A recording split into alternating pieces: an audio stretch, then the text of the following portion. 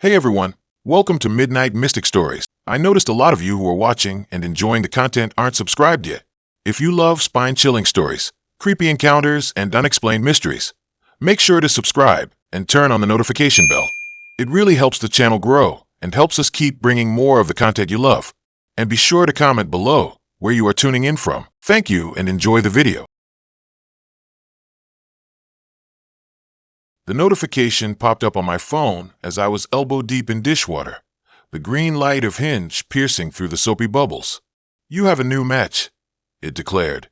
Usually, I wouldn't even glance at it until I finished up, but something about the way it flashed caught my eye. Maybe it was the promise of escape from the mundane. I don't know. His name was Daniel. His profile was pretty standard. A couple of pictures of him hiking, one with his dog, always a plus, and a witty bio about his love for pizza. Nothing that screamed serial killer or creepy weirdo. We started chatting, and things flowed easily. He was funny, seemed genuinely interested in what I had to say, and we had a surprising amount in common, from our taste in movies to our shared love of bad puns. I was actually starting to get excited. We made plans to meet up for coffee at this cute little cafe downtown. I'm not usually one for coffee dates. I find them kind of awkward, but he seemed really nice, and I figured, what the heck? The day of the date, I got ready way earlier than necessary. I picked out a cute outfit, spent way too long on my hair, and even debated wearing makeup, which I almost never do. I was nervous, but in a good way. When I got to the cafe, Daniel was already there, sitting at a table by the window. He looked even better in person. We hugged hello, and I immediately felt at ease. We talked for hours, laughing and sharing stories. It felt like I'd known him forever. He was charming, intelligent, and genuinely seemed to appreciate my weird sense of humor. As the date was winding down, he suggested we go for a walk in the park nearby. It was a beautiful evening, the sun was setting, and the park was practically empty. I agreed, thinking it would be a nice way to end the date. That's when things started to get weird. As we walked deeper into the park, the atmosphere shifted. The air felt colder, and the shadows seemed to lengthen and twist. Daniel started acting differently, too. He became quieter, more withdrawn. He kept looking over his shoulder, like someone was watching us. I asked him if everything was okay, but he just brushed it off, saying he was just a little tired. But I could tell something was wrong. He started talking about stuff that made no sense, talking about how he had to protect me, how they were always watching. He kept repeating, "They're always watching," like a broken record. I started to get really uneasy. I tried to lighten the mood, but nothing worked. He was completely lost in his own head. Suddenly, he stopped walking and grabbed my arm, his grip surprisingly tight. His eyes were wide and wild. "You have to listen to me," he said, his voice low and urgent. "They're coming for us. We have to hide." I tried to pull away, but he wouldn't let go. I was starting to panic. Who were they? What was he talking about? This wasn't just nerves. Something was seriously messed up. I tried to reason with him, but he wasn't listening. He was completely detached from reality. He started dragging me towards this dense patch of woods. I dug my heels into the ground, trying to resist. I was terrified. This guy, the one I thought was charming and funny, had completely lost it. I managed to wrench my arm free and took off running, back the way we came. I didn't look back. I just ran as fast as I could, my heart pounding in my chest. I could hear him yelling behind me, but I didn't stop. I didn't stop until I reached the edge of the park, where I flagged down a taxi and told the driver to take me home.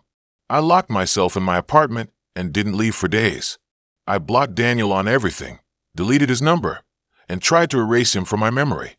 I even considered deleting Hinge altogether, but then I thought, why should I let him ruin it for me? But I can't help but wonder, what was that about? Was he just messed up in the head? Or was there something more sinister going on? And who were they? The whole thing freaked me out so badly that I haven't been on Hinge since. Maybe I will soon. Maybe I won't. I'm definitely not going to go to any more parks with guys I meet online. That's for sure. My luck I get dragged into some cult initiation or true crime story. It started with a blurry photo and a bio that just said, "Looking for someone to explore abandoned places with." Red flag. Maybe. Intriguing? Definitely. I'm usually a pretty cautious person, but there was something about the mystery of it all that got to me. I swiped right. We matched, obviously. His name was Alex, and his profile was weirdly sparse. A couple of grainy pictures, that cryptic bio, and nothing else. No job listed, no school, no mutual friends. Sketchy, right? But hey, I was bored, and his first message was surprisingly normal. Hey, ever been to the old Blackwood Mill? Blackwood Mill.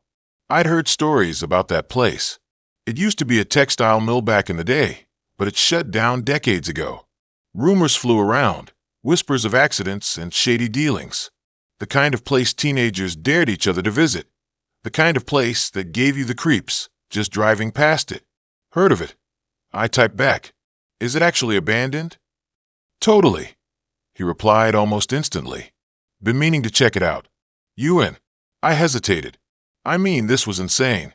Meeting a stranger from a dating app at a supposedly haunted abandoned mill? My common sense was screaming at me to block him and run. But the thrill of the unknown was winning. Okay, I wrote, regretting it immediately. But if I get murdered, I'm haunting you.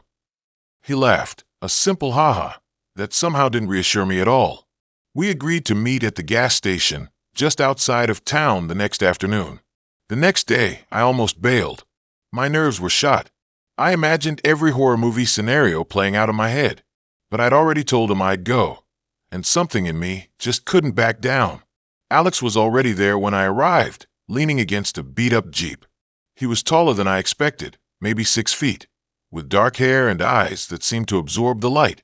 He wasn't conventionally handsome, but he had this intense energy that was hard to ignore. "Ready for an adventure?" he asked, a smirk playing on his lips. I forced a smile. As I'll ever be. The drive to the mill was silent and unsettling. The road got narrower and more overgrown, the trees closing in around us like grasping fingers. The sky was overcast, adding to the overall sense of foreboding. The mill itself was even worse than I imagined. It was a massive brick building, crumbling and covered in graffiti. Windows were broken, doors hung off their hinges, and the whole place reeked of damp and decay. Wow, I said, trying to sound enthusiastic but failing miserably. This is something, isn't it? Alex grinned, pulling a flashlight out of his backpack. Come on, let's check it out. We stepped inside, and the air immediately turned colder. Dust motes danced in the beam of Alex's flashlight, illuminating the cavernous interior. Machines, rusted and broken, lay scattered around the floor. Long shadows stretched across the walls, playing tricks on my eyes. The deeper we went, the more uneasy I felt. The silence was deafening, broken only by the crunch of our footsteps on the broken glass and debris. I kept expecting something to jump out at us, some unseen presence lurking in the darkness. In one room, we found old employee lockers, their doors hanging open. I cautiously peered inside one and saw a faded photograph of a young woman, her eyes staring blankly ahead. It gave me a serious case of the creeps. Find anything interesting? Alex asked, his voice echoing in the vast space. Just creepy, I replied, quickly shutting the locker. We continued to explore, moving from room to room. We found remnants of the mill's past, spools of thread, broken tools, and piles of discarded documents. Each discovery added another layer to the story of this forgotten place. Then we found the basement. The entrance was hidden behind a collapsed wall, a narrow opening leading down into darkness. Alex shone his flashlight into the hole, revealing a steep, rickety staircase. Think we should? I asked, my voice barely a whisper. What's the point of exploring if we don't see everything? Alex replied, already starting down the stairs. I hesitated for a moment, then followed him. The air in the basement was thick and heavy, and the smell was almost unbearable. It was a mixture of mold, mildew, and something else, something that smelled like rot. The basement was a maze of narrow corridors and low-ceilinged rooms. The flashlight beam struggled to penetrate the gloom, and I felt like we were walking through a nightmare. Suddenly, Alex stopped. Did you hear that? I strained my ears. At first, there was nothing. Then I heard it too. A faint, rhythmic thumping, like a heartbeat. What is that? I asked, my voice trembling. Alex didn't answer. He just started moving forward, following the sound. The thumping grew louder as we moved deeper into the basement. We came to a small, windowless room. In the center of the room was a large, metal machine. It was old and rusty, but it was still running, its gears grinding and whirring. And that's where the sound was coming from. It looked like something out of a horror movie. As we got closer, I noticed something else. The machine was covered in what looked like dried blood. My stomach churned. What was this thing? What was it used for? Then, I saw something that made my blood run cold. Behind the machine, chained to the wall, was a figure. It was hunched over, its head hanging low. I couldn't make out any details, but I could tell it was human. Or at least, it used to be.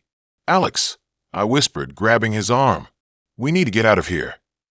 But Alex didn't move. He was staring at the figure, his eyes wide with fascination. What is that? He breathed, his voice barely audible. I pulled harder on his arm. We don't want to know. Let's go.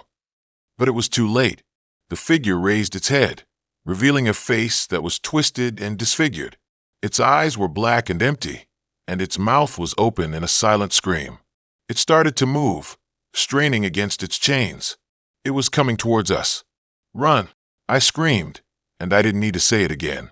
We turned and ran, scrambling back through the corridors of the basement. The sound of the machine and the figure's moans echoed behind us, spurring us on. We burst out of the basement and into the main part of the mill, gasping for air. We didn't stop running until we were outside, back in the daylight. We didn't say a word as we drove back to town. The silence was heavy with the weight of what we had seen. I never heard from Alex again. I blocked his number, deleted his profile, and tried to erase him from my memory. But the image of that figure in the basement, chained to the wall, will forever be burned into my mind. I still think about it. I still sometimes hear the thumping sound when I try to sleep. I still wonder what that machine was, and what it was used for. And I know, deep down, that some things are better left unexplored. Okay, so, picture this, me, sprawled on my bed, scrolling through Hinge cause, like, what else is there to do on a Sunday afternoon? I wasn't even really looking for anything serious, just someone to grab pizza with, or maybe catch a movie. What I found, well, it's still messing with my head. I saw this profile, Sarah. Cute, totally my type, loved hiking, which, I'm not gonna lie, I put on my profile too, even though the last time I went hiking I tripped over a root and nearly broke my ankle. Anyway, her pics looked normal. Smiling shots in what looked like a park, one with a dog, another at a coffee shop.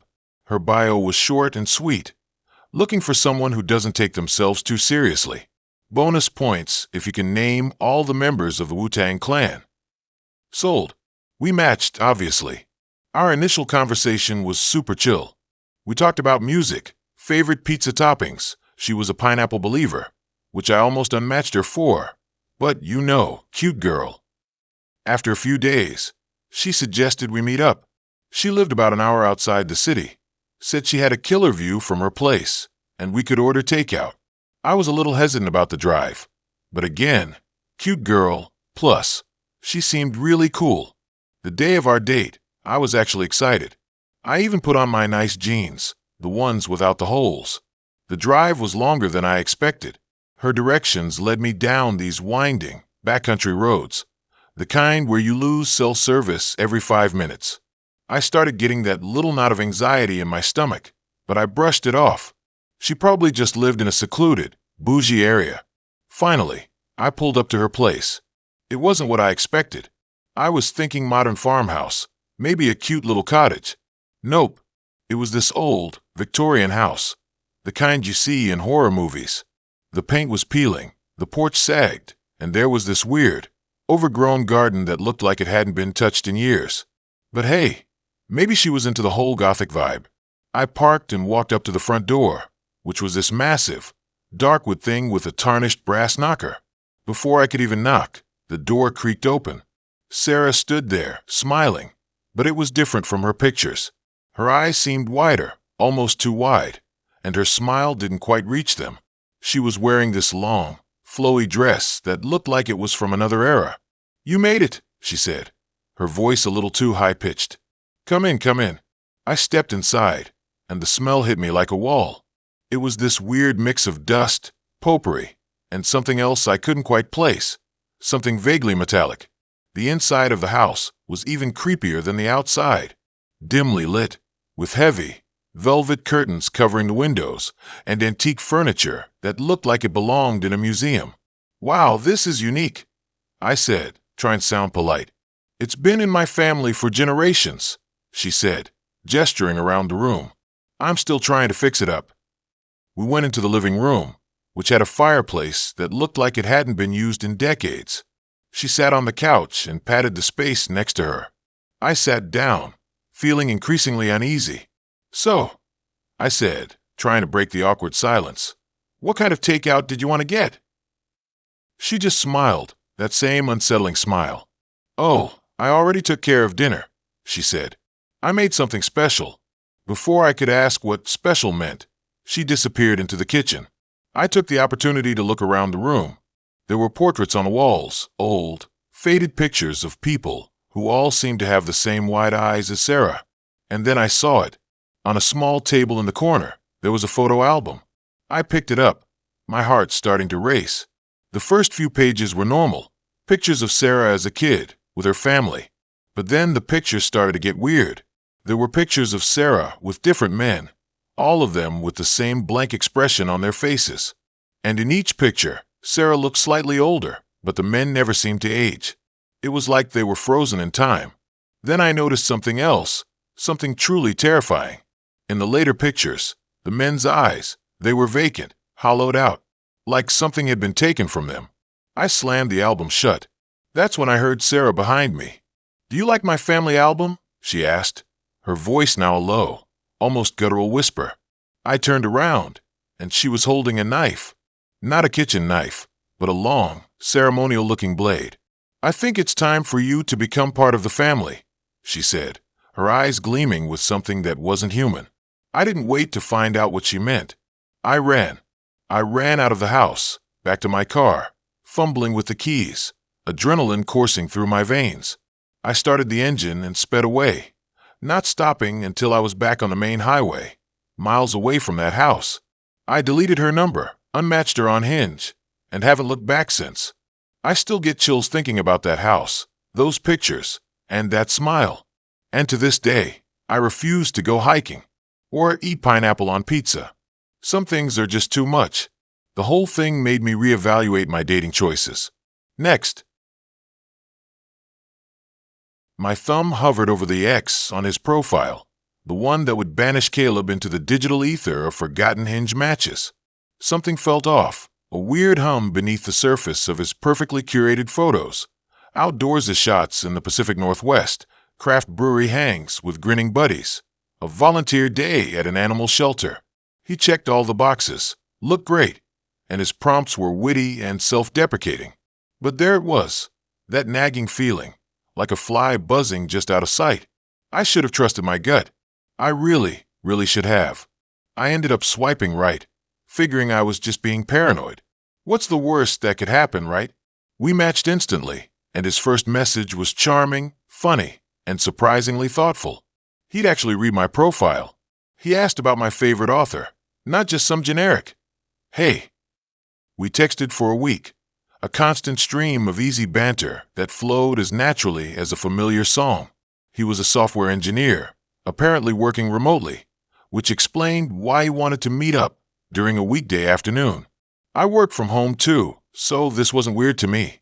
He suggested a coffee shop I loved, this hole-in-the-wall place with the best lavender lattes and mismatched furniture. It felt perfect. The day of the date, I was actually excited. Butterflies, the whole deal. I threw on my favorite jeans, a comfy sweater, and even put on a little makeup, something I rarely bothered with anymore. Walking into the coffee shop, I immediately spotted him. He was even better looking in person, with kind eyes and a genuine smile that crinkled the corners. The first hour was amazing. We talked about everything, books, movies, travel, our families.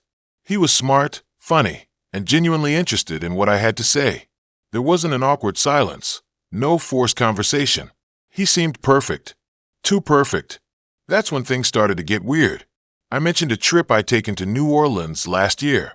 I told him about this tiny jazz club I found, tucked away in the French Quarter, with the best gumbo I'd ever had. His smile faltered, just for a second, before he recovered. New Orleans, huh? I've always wanted to go there, he said, a little too quickly. What part did you stay in? The French Quarter, I replied, taking a sip of my latte. Right near Jackson Square. It was amazing, so lively. He nodded, but his eyes were darting around the coffee shop. He looked nervous. I have a question, actually, before we go any further, he said. Are you into spirituality? I was taken back, but I simply answered yes, to not be rude. Have you ever done a spirit box session? He asked. I said no, and that's when things started to go downhill.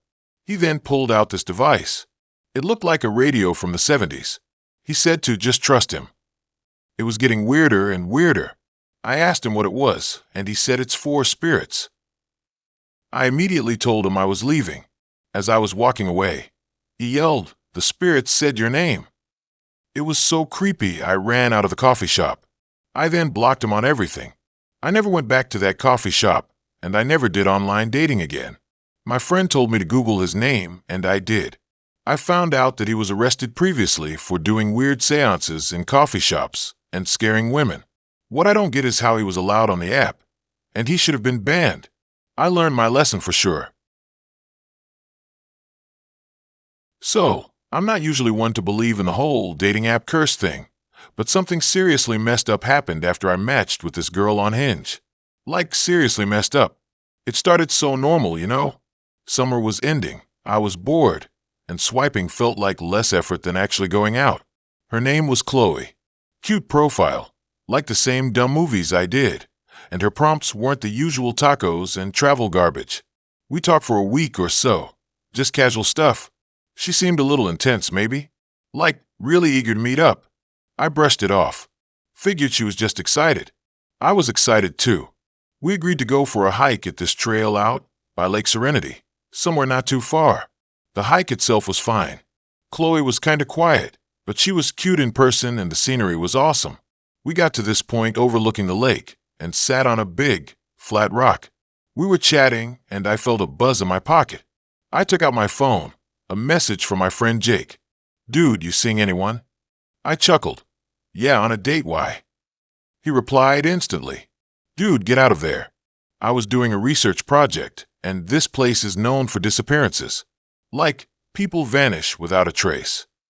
Before I could even process the message, Chloe's whole demeanor changed. Her eyes got wide. She let out this strangled giggle and grabbed my arm. Her grip was insane.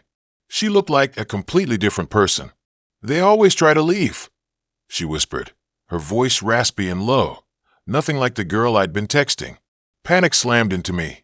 I tried to yank my arm away, but her grip was like a vice. "Chloe, what are you doing? Let go."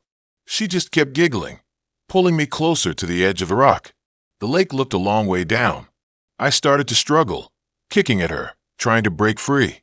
I managed to get one leg free and kicked her in the chest, and she stumbled backwards. That was enough. I scrambled to my feet and ran. I didn't stop running until I hit the parking lot. I jumped in my car, locked the doors, and floored it. I didn't look back. My heart was pounding so hard I thought it would explode. I called Jake and started rambling, trying to explain what had happened.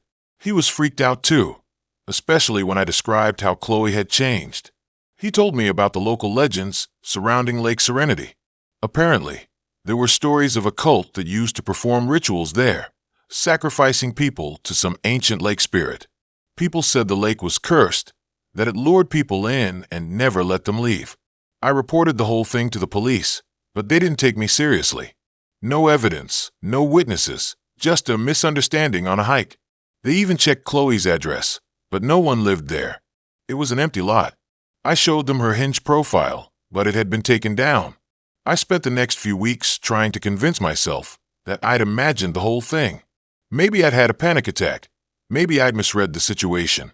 But I couldn't shake the feeling that something truly terrifying had happened out there by Lake Serenity.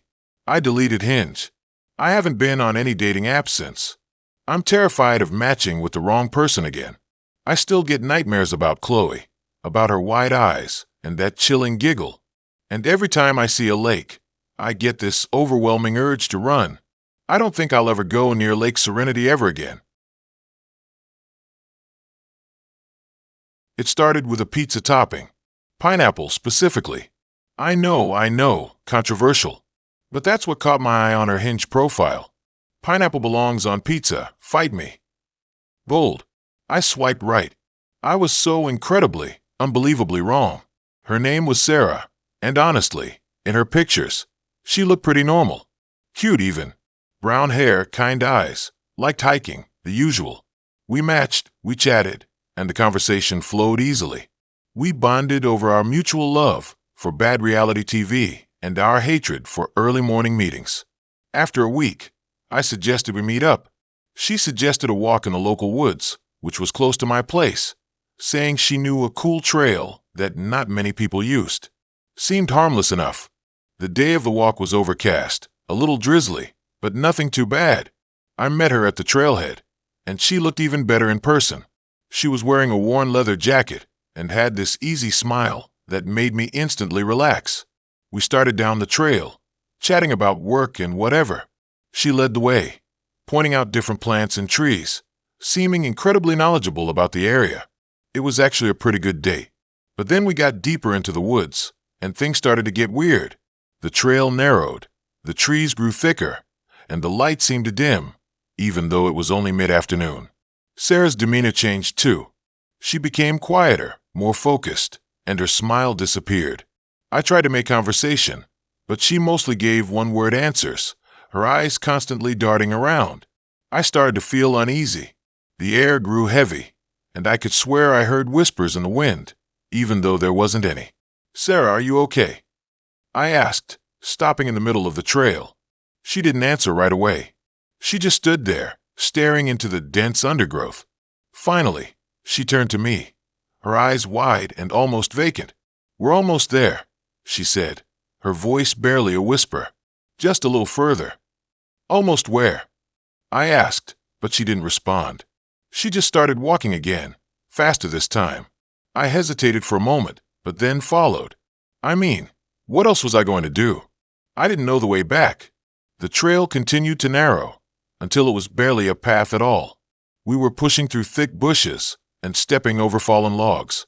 The woods were eerily silent now, except for the crunch of our footsteps and the occasional snap of a twig. Then we came to a clearing, and in the middle of the clearing was a stone altar. Not like a church altar.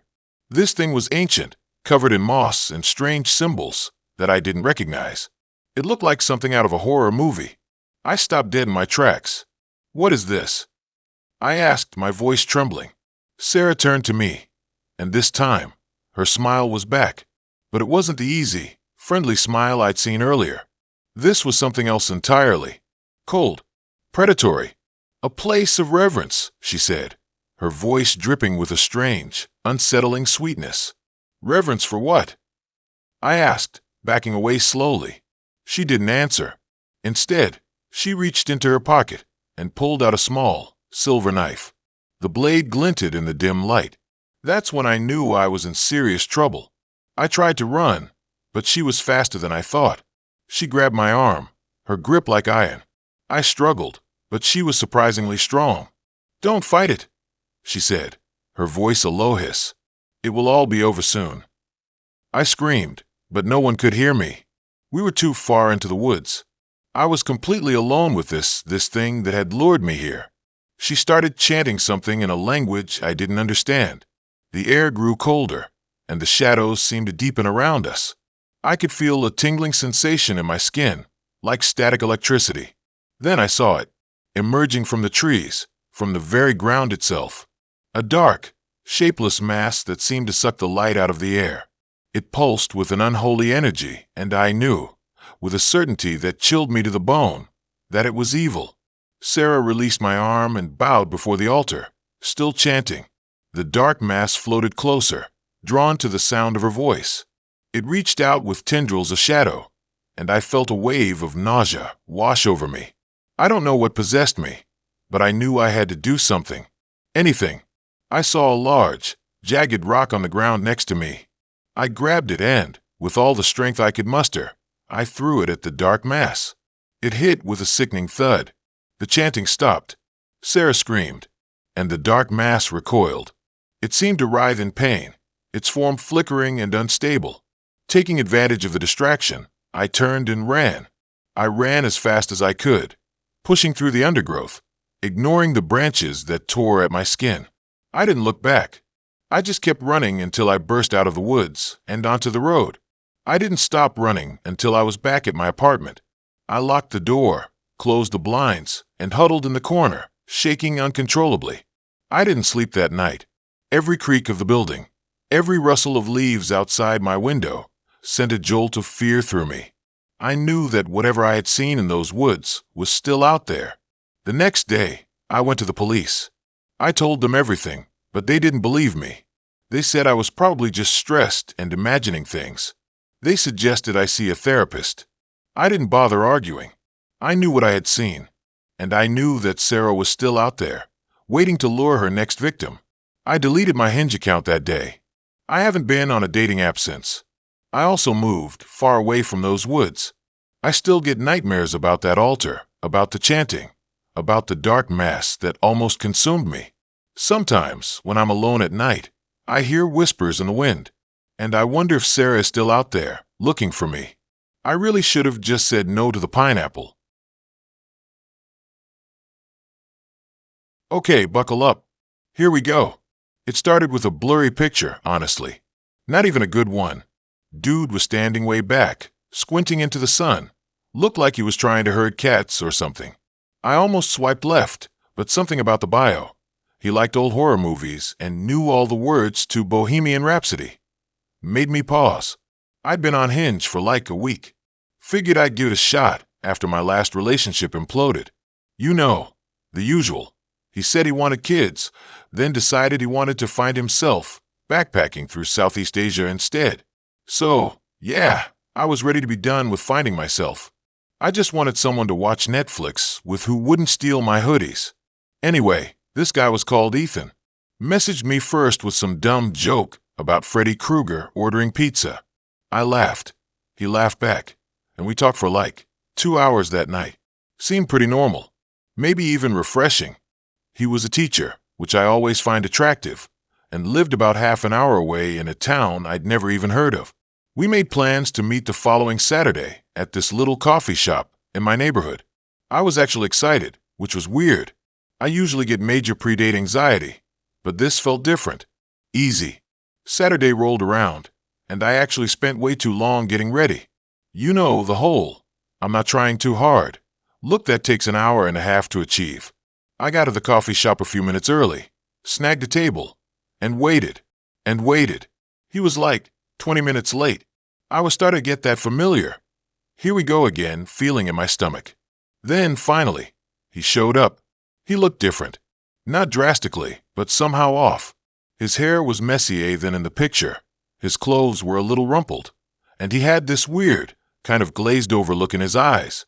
He apologized for being late, said he had a thing to take care of. Didn't elaborate. The date itself was okay. He was still funny. Still knew way too much about obscure horror flicks, but he seemed distracted. Like he was constantly looking over my shoulder or listening for something I couldn't hear. I chalked it up to nerves. I mean, I was a little nervous too. We talked about our jobs, our families, our favorite bands, all the usual first date stuff. He mentioned he lived in this old house on the outskirts of his town, said it was a fixer-upper. I joked that I was good with power tools, mostly true, and he just gave me this weird, tight smile.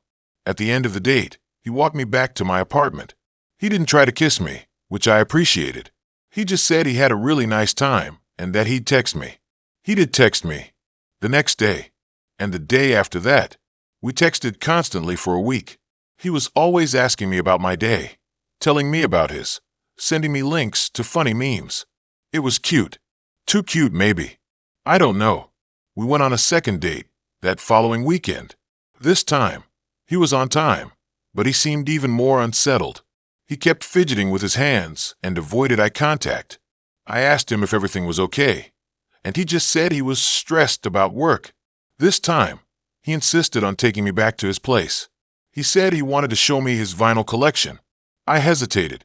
It was only our second date, and something about him just felt off. But I also didn't want to be a prude. Plus, curiosity got the better of me. His house was creepy. It was even more dilapidated than I had imagined. The paint was peeling, the porch sagged, and the yard was overgrown with weeds. It looked like something out of a horror movie, ironically. The inside was even worse. It smelled musty and damp. The furniture was old and worn, covered in dust. The walls were bare, except for a few faded photographs. He led me into the living room, which was dominated by a huge, floor-to-ceiling bookshelf filled with vinyl records. He started showing me his collection, rattling off facts about each album. He seemed more animated now, almost manic. Then he started talking about the house. He said it had been in his family for generations, that it had a history. He kept using that word, history, in this weird, loaded way. He told me stories about his ancestors, about the strange things that had happened in the house over the years. He said there were rumors that the house was haunted, that people had died there.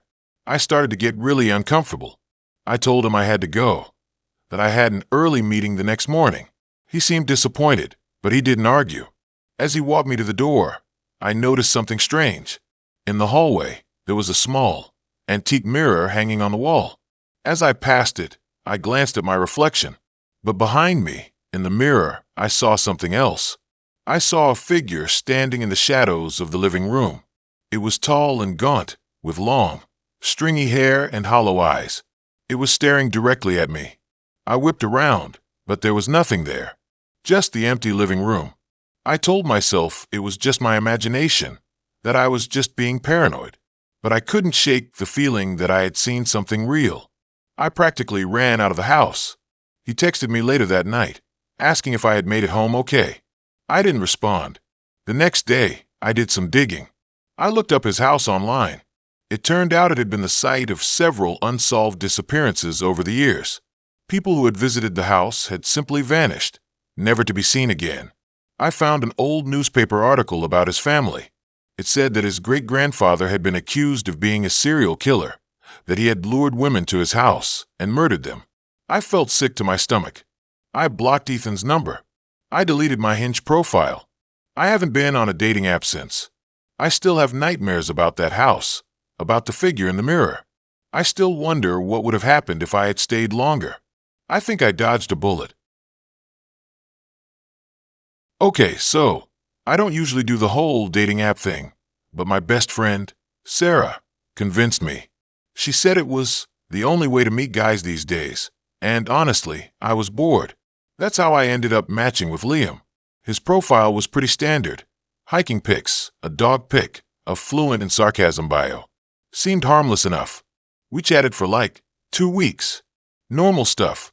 What we did for work. Favorite movies, the usual.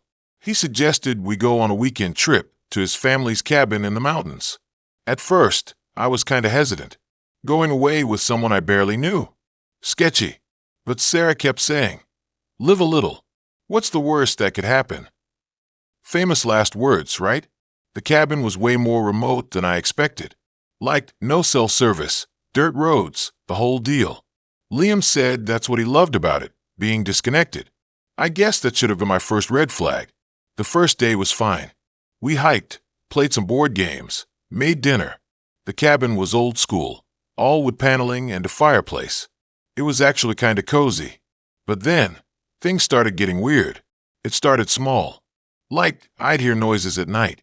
Creaks and bumps that weren't just the house settling. Liam said it was probably just animals, but it still freaked me out. Then, I started noticing things moving. Not big stuff, but like, a book would be in a different spot than I left it, or a chair would be slightly out of place. I kept asking Liam if he was messing with me, but he swore he wasn't. He even seemed annoyed that I kept bringing it up.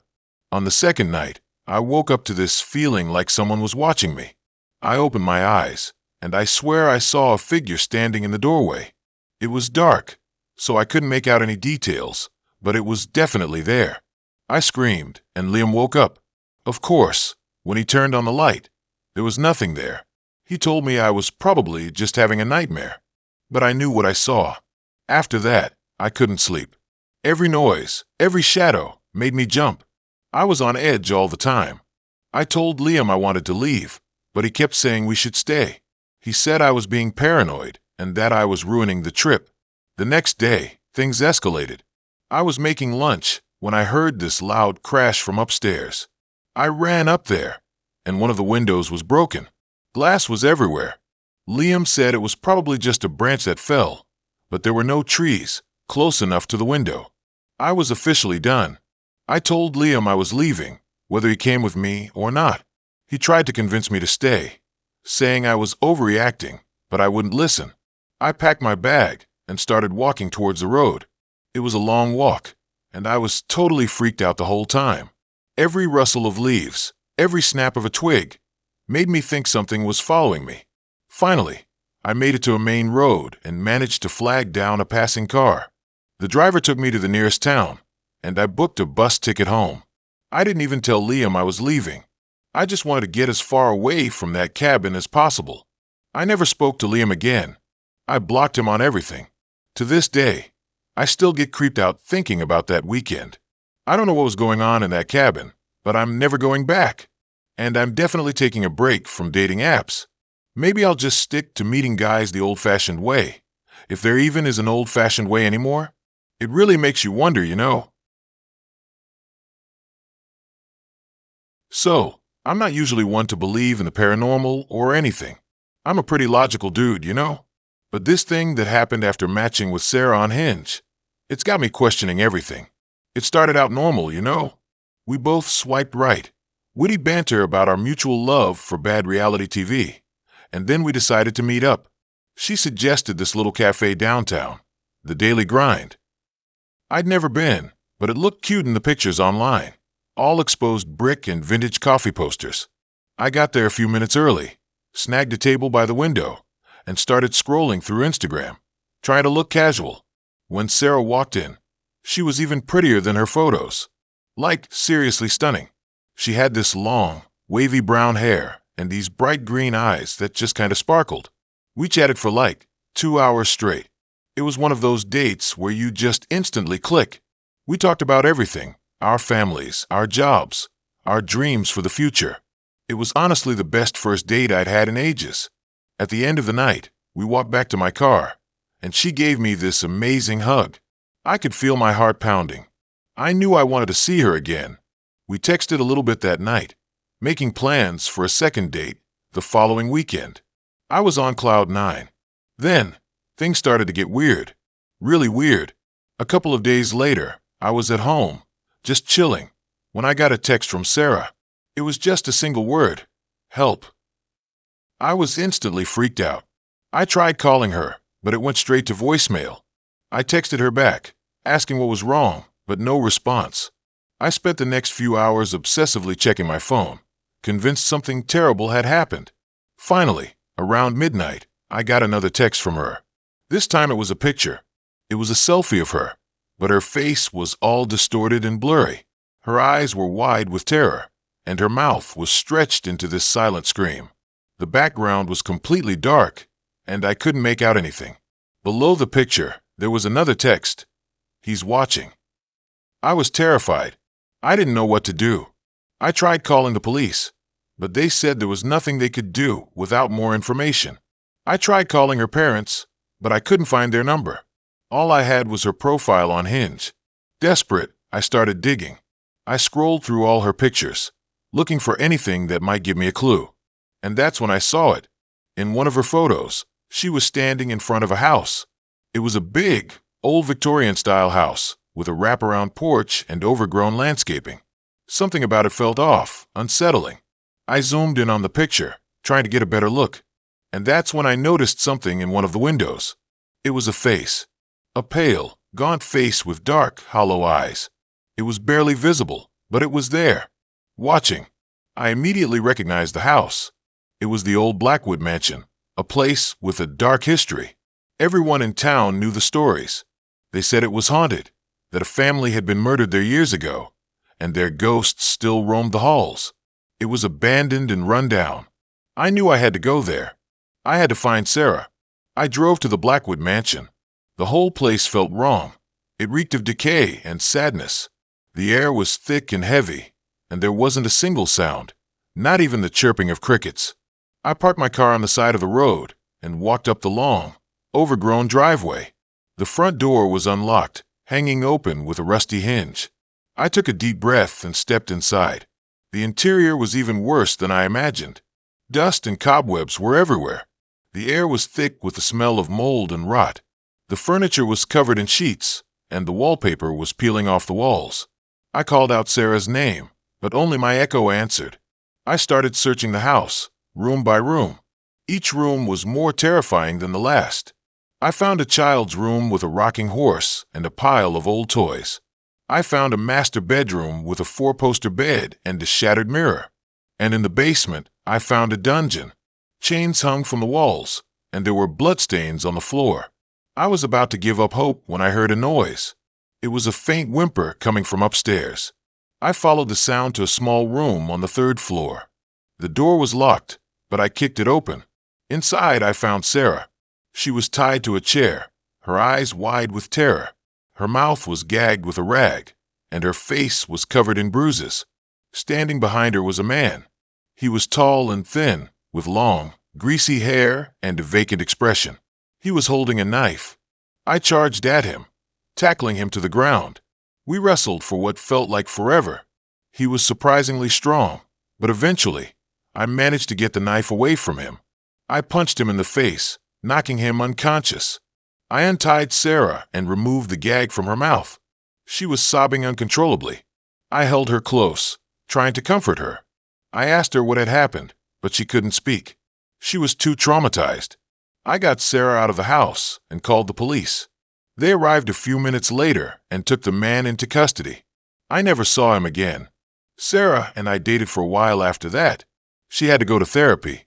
She recovered, but she was never the same. The whole thing was just so messed up. I don't use dating apps anymore. The whole thing just reminds me of that house, that face in the window. Some connections are better left unmade. I swiped right because he seemed normal. That's the scary part, right? Looking back, there weren't any red flags waving frantically, no immediate nope vibes. Just a dude with a decent smile, a dog in one pic, and a bio that mentioned hiking. Hiking. I like hiking. We matched, we chatted, and within a few days, we were planning a date. I hate that I'm even telling this story. I feel like I'm reliving it all over again. We decided on a coffee shop near my apartment. It was a Saturday morning. The sun was shining, and I was actually feeling optimistic. He showed up on time, which is always a plus, and he looked even better in person. We got our coffees, found a table outside, and started talking. The conversation flowed easily. We talked about our jobs, our families, our favorite TV shows. He was funny, intelligent, and genuinely seemed interested in what I had to say. I was starting to think I'd actually found a good one, which is hard to find on dating apps. I was starting to fall for him. So easily. It was dangerous. Then he mentioned his hobby. He was really into genealogy. Okay, cool. I've always thought that was kind of interesting, but never enough to actually dive into it myself. He started telling me about his family history, tracing his lineage back generations. It was fascinating, honestly. He pulled out his phone and showed me pictures of old documents, birth certificates, census records. He even had photos of some of his ancestors, faded black and white portraits of stern-looking people from the 1800s. I was smiling and nodding, impressed with how much he knew. That's when things started to get weird. He started focusing on one particular branch of his family tree, a group of people who had settled in a small, rural town about 2 hours from where we were. He described the town in vivid detail, painting a picture of a place lost in time, a place where everyone knew everyone, where traditions were fiercely guarded, and where outsiders were viewed with suspicion. It sounded like something out of a horror movie. As he talked, his voice got lower, almost a whisper. His eyes seemed to glaze over, like he was reliving something in his head. He told me about a local legend surrounding his ancestors, a story about a pact they had made with something ancient and powerful in the woods surrounding the town, a pact that ensured their prosperity and longevity, but at a terrible price. I'm getting goosebumps just writing this all down. He said that every generation, one member of his family was chosen to uphold the pact, to perform a ritual that kept the entity satisfied. He didn't go into details about the ritual, but he hinted that it involved sacrifices. He looked straight into my eyes, and it felt like he was looking through me. He told me he was the chosen one. I laughed nervously, trying to play it off as a joke. Okay, that's a little creepy, even for a first date. But he didn't laugh. He just stared at me, his face expressionless. It's not a joke, he said quietly. It's my responsibility. It's in my blood. I started to feel really uncomfortable. I wanted to get up and leave, but I was frozen in place, like I was under some kind of spell. He went on, telling me about how he had been preparing for this his whole life, how he had been studying the ancient texts, learning the incantations, and gathering the necessary ingredients for the ritual. He said he needed my help. He said that the entity required a sacrifice of pure heart and spirit, someone untainted by the modern world, someone like me. I finally found my voice. Okay, this is insane. I'm leaving. I stood up and started to walk away, but he grabbed my wrist. His grip was surprisingly strong. I looked back at him, and his eyes were different. They were black, empty, and filled with a cold, ancient hunger. You can't leave, he said, his voice barely a whisper. You're part of this now. I yanked my arm away from him and ran. I didn't stop running until I was back in my apartment, safely behind locked doors. I called my best friend and told her everything. She told me I was overreacting, that he was probably just a weirdo with an overactive imagination. But I knew better. I could feel it in my gut. Something was very wrong. I blocked him on Hinge, blocked his number, and deleted all of our messages. I tried to convince myself that it was all just a bad dream, a bizarre encounter with a disturbed individual. But I couldn't shake the feeling that he was still out there, watching me, waiting for the right moment to strike. A few days later, I received a package in the mail. There was no return address. Inside, I found a small antique box. When I opened it, I found a single, dried flower and a note written in elegant, old-fashioned script. It read, "The woods are always watching. We will meet again." I moved apartments the next day. I blocked every social media app and threw my phone away. I moved back with my mom and dad and started going to church. The woods are not watching me, but I still have nightmares every night. Okay, so, I'm not usually one to believe in, like, ghosts or anything. But something seriously messed up happened after I matched with this girl, Sarah, on Hinge. I thought she was cute, you know. She had this artsy vibe, and we both listed hiking as one of our interests. Seemed like a solid match. I should have paid more attention to the pictures she posted. Her profile only had 3 photos. One was a selfie, kind of blurry, but she looked pretty. Another was of a painting, all dark colors and swirling shapes. I figured she was into art. The third was weird. It was a picture of a really old house. Like, falling apart, creepy old. I didn't think much of it at the time. Maybe she liked old buildings?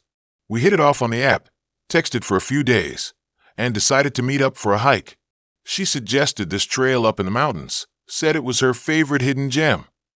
I was down, always up for exploring new places. The day of the hike, I drove out to the trailhead. It was way more secluded than I expected. No other cars in the parking lot, and the trail looked overgrown. Sarah was already there, waiting. She looked different than in her blurry selfie. Pale, and her eyes seemed way bigger. We started hiking, and she was quiet. Like super quiet. I tried to make conversation, but she mostly gave me one-word answers. The trail got steeper, and the woods got darker. It felt like we were miles away from anything. After about an hour, Sarah stopped. "We're almost there," she said, her voice barely a whisper. "Just a little further." The trail led us to a clearing, and in the middle of the clearing was the house. The house from her Hinge profile picture. It looked even worse in person. The roof was caved in, the windows were boarded up, and the whole place just radiated this feeling of decay. "What is this place?" I asked, feeling a knot of unease tighten in my stomach. She smiled a slow, unsettling smile. "My family's house," she said. "They've been waiting to meet you." Waiting. I repeated, confused. What do you mean? She didn't answer. She just started walking towards the house. I hesitated, then followed her.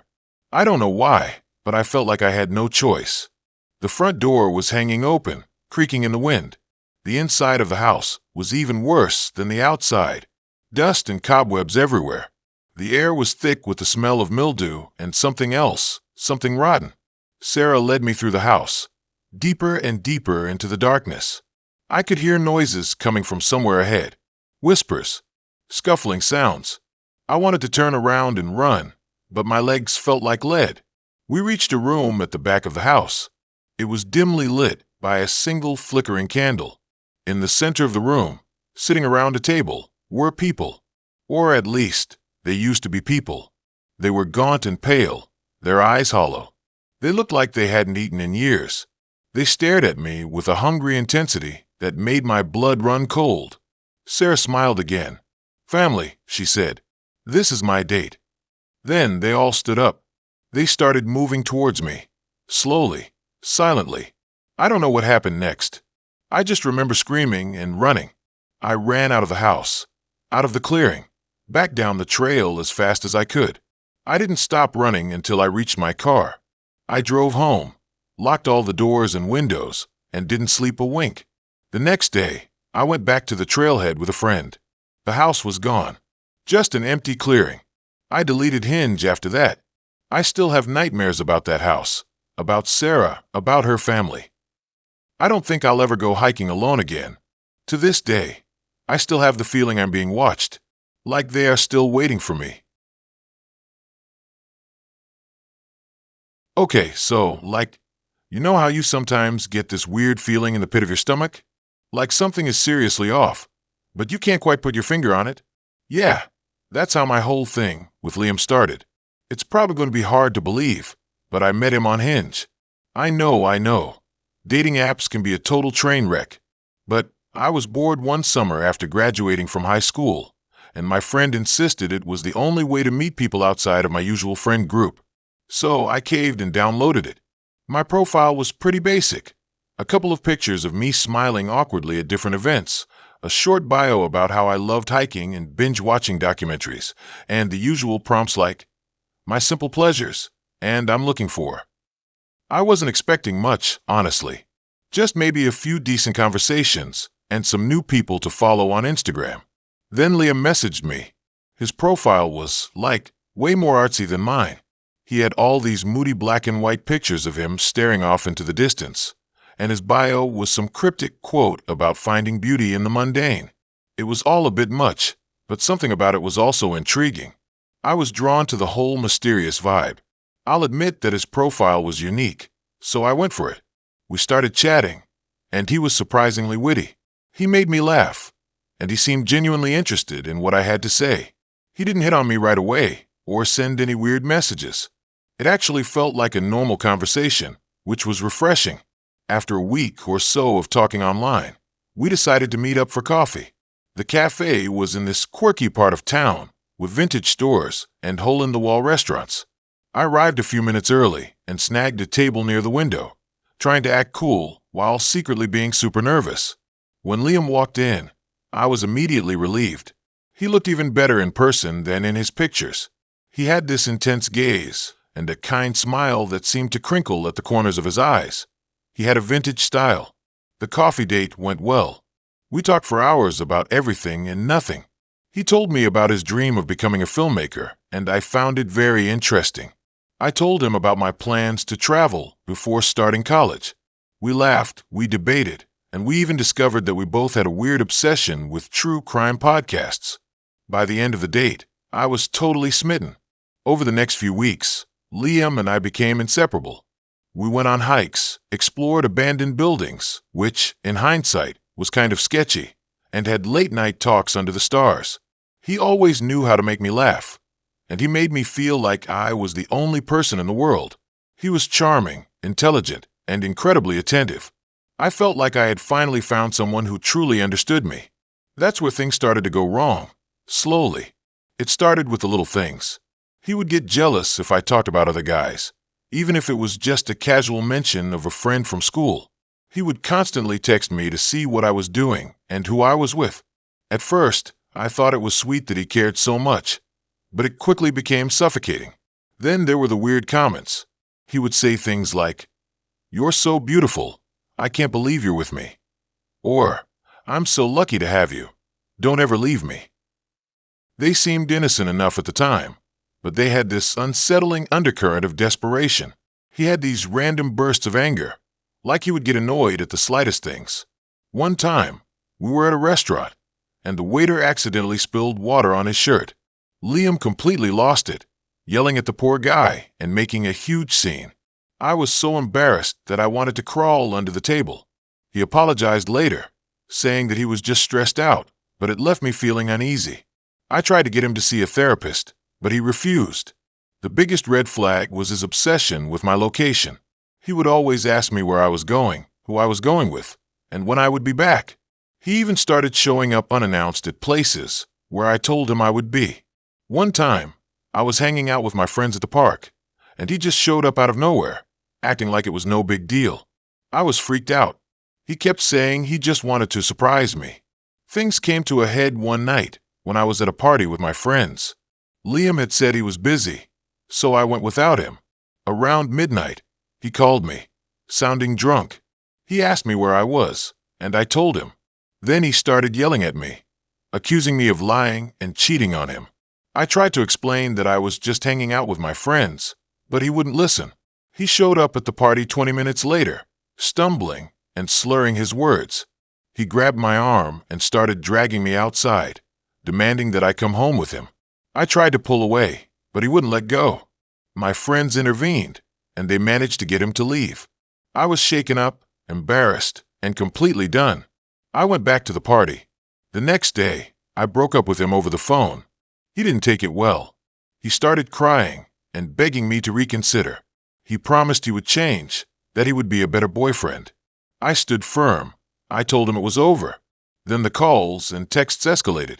He would call me at all hours of the night, leaving voicemails where he would cry, scream, and threaten to hurt himself. I blocked his number, but he started creating fake profiles on social media to message me. He would send me long, rambling messages about how much he loved me and how he couldn't live without me. It was terrifying. I felt like I was being stalked. I eventually had to get a restraining order against him. It was a long and stressful process, but it was worth it for my peace of mind. He finally left me alone. The police served him at his residence. Looking back, I can see all the red flags I ignored. I was young and blinded by infatuation. I wanted to believe that Liam was the perfect guy, even when he was showing me that he wasn't. I learned a hard lesson about trusting my instincts and paying attention to warning signs. I still use dating apps sometimes, but I'm much more cautious now. I take my time getting to know people, and I don't ignore the red flags, no matter how charming they seem. It's just not worth the risk. The situation with Liam ended as quickly as it started. It was probably the worst summer of my life.